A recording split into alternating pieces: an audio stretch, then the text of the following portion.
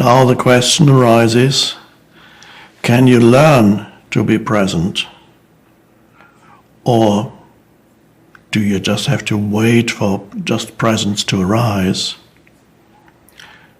No, you can learn to be present.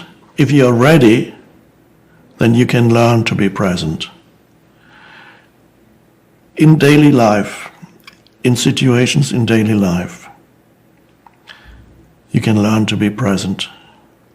I already, for example, mentioned in my first book, when you perform routine activities, which usually are just a means to an end, such as washing your hands, making a cup of tea,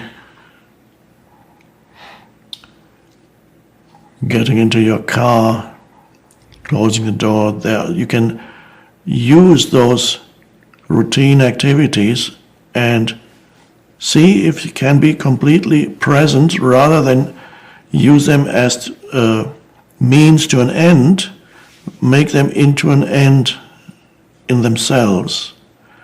So when you wash your hands, you bring your awareness to the feeling of water, which might be warm or cold, on your hands, the soap that you're using, and you can feel the tactile sensations, one hand touching the other, and there's a scent perhaps coming from the soap. So you're completely present in that little activity. Your attention goes there to sensory perception. And giving attention to sensory perception takes you out of the unconscious stream of thinking. It takes you out of your mind and takes you also into the present moment. Presence and present moment are very closely linked. Presence is the state of consciousness, of being present in the moment, the only moment there ever is, the now. Your entire life is now.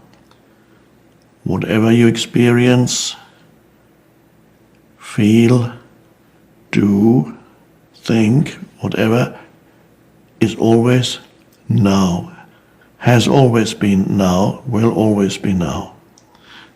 So the now is extremely important in your life. So don't live as if the now were a secondary thing because the next moment is more important. There is no next moment. When the next moment comes, it's now. So presence is the awareness of now, and sensory perception, be aware of sensory perception, is extremely helpful in becoming present. So I would suggest it, be very conscious of all the sensory perceptions associated with, for example, washing your hands. Or let's say you're making a cup of tea or coffee. Do it consciously. Give your attention to the activity that involves your sense perceptions. Listening, you're filling the kettle. Sensory, tactile, sense perceptions. And if you give your attention to it, so you don't make the activity into a means to an end, it becomes an end in itself. And that is actually a very pleasant thing to do. And the important thing is, it takes you out of your unconscious mind. It actually slows down your thought processes. And you may find even little gaps arising where you're not thinking, you're just perceiving. And that is pure presence, when you're not adding unnecessary thought to your sense perceptions.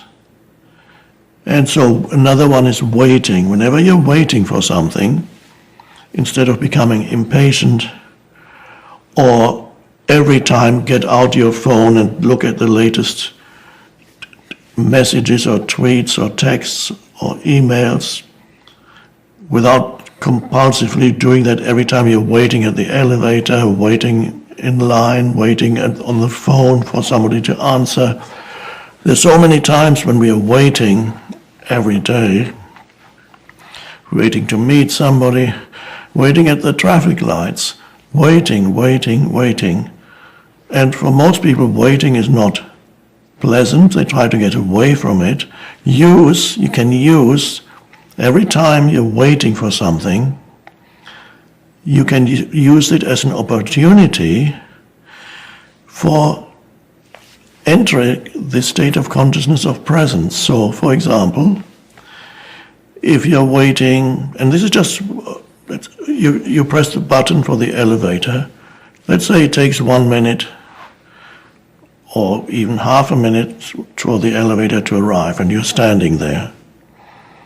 What do?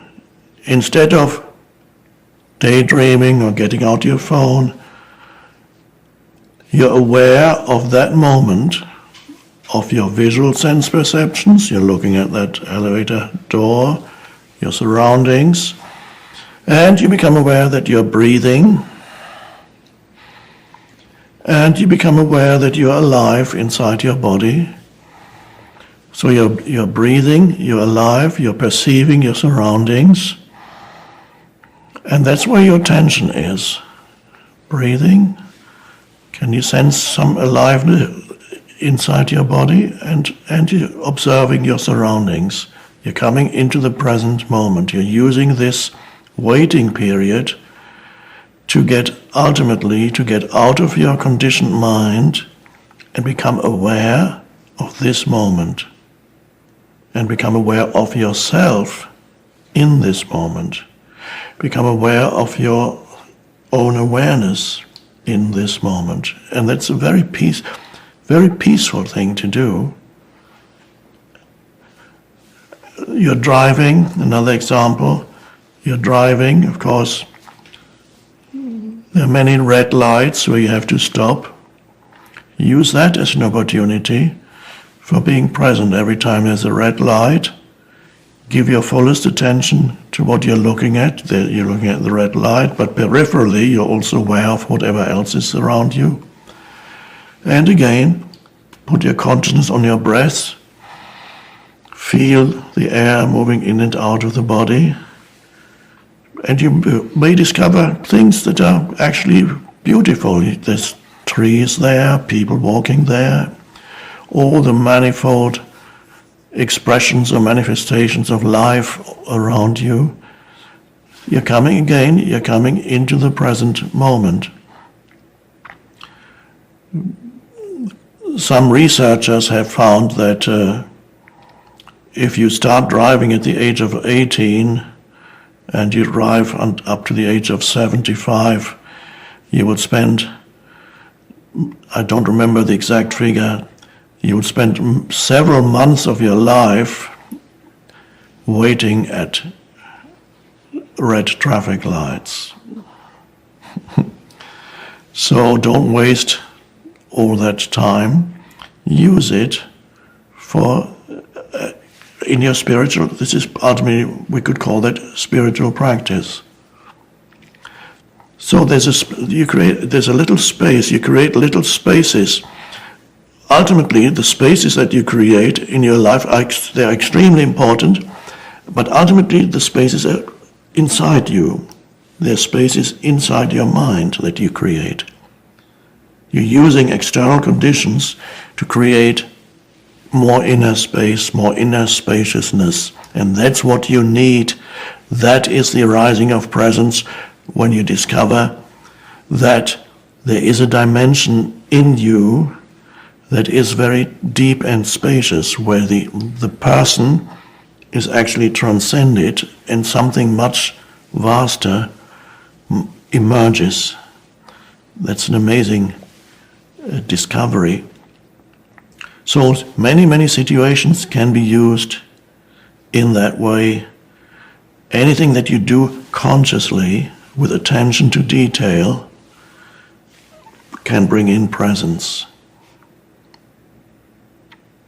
And through this practice of presence, as presence arises gradually, you'll find your life, in many areas of your life, enormous changes and improvements. One is that that voice in the head that before created such an enormous amount of anguish and unhappiness doesn't do that anymore. So the negativity, that negative commentary that so many people experience as the conditioning of your mind, begins to subside, and you can be with events and situations in a non-dysfunctional way, so that you can be aligned with whatever arises in the present moment, and that includes relating to other human beings. You become less reactive or even non-reactive emotionally to situations where you would otherwise, situations that otherwise would have provoked an enormous amount of negative reaction. You're now able to be with them, and you can verify it when you meet,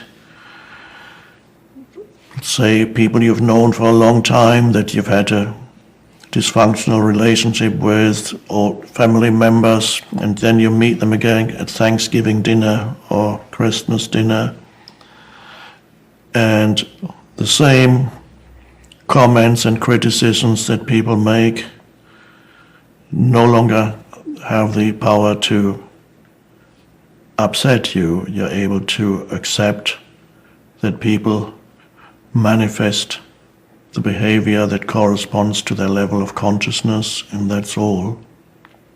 Because you need some kind of sense of identity, and then naturally it's derived from the narrative about me and my life.